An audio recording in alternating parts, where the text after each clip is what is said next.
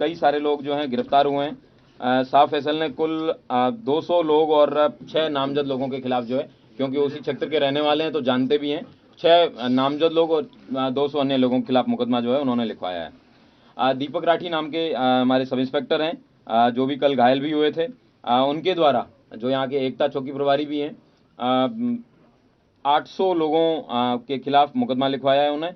जियाउर रहमान बर्क और सोहेल इकबाल नामक ये 2 नामजद अभियुक्त हैं, जिनको उन्होंने अभियुक्त बनाया है। उनके द्वारा बताया गया है कि भीड़ को इन लोगों ने भड़का के बलवे का रूप दिया।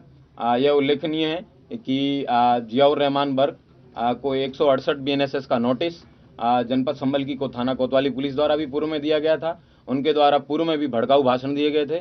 उस भड़काऊ भाषण के दौरान उनको बताया गया था कि आप इस तरीके के भाषण ना दें, इनसे बाज आएं, लेकिन उन्होंने उसके बाद भी भीड़ को उकसाने के लिए और जामा मस्जिद की हिफाजत, कोट एंड अनकोट, इस स्टेटमेंट के साथ में लोगों को मोबिलाइज करने का प्रयास किया। उसी मोबिलाइजेशन का कारण था कि जो कल जो आपने भीड़ देखी, एकाएक 8:45 पे लोग इकट्ठे हुए और उन लोगों ने इस तरीके की घटना को अंजाम दिया, जिसमें 15 पुलिसकर्मी जो है वो घायल हुए थे और 4 अधिकारी जो है उसमें घायल हुए थे।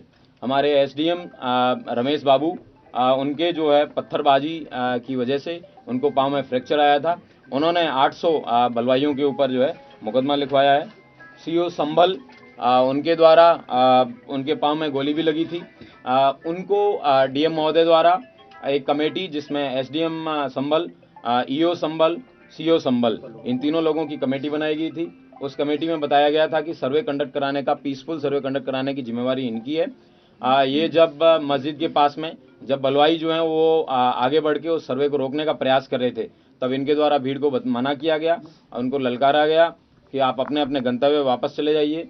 धारा 163 जो कि पहले 144 के नाम से जानी जाती थी, वो लगी हुई है, लेकिन उसके बावजूद इसमें फिर भीड़ की तरफ से फायर आया और वो CO साहब के पाँव में भी लगा।